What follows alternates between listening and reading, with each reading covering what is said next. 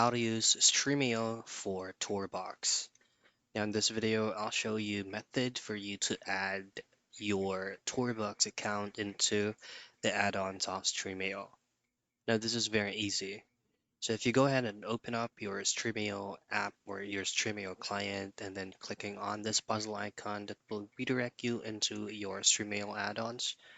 Now, if you will be changing this drop-down menu to installed official add-ons or community add-ons, you will not be able to see Torbox. So what you will have to do is to click this option here that says Add Add-on, and you just need to paste the URL of Torbox. To get that, just simply open your web browser available and type in Torbox for Stremio.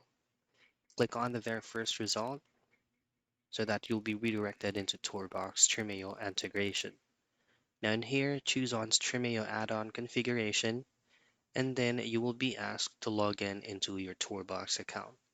Once you log in, just simply copy a URL, paste it into Stremio, hit on add, and click on install. And that's it.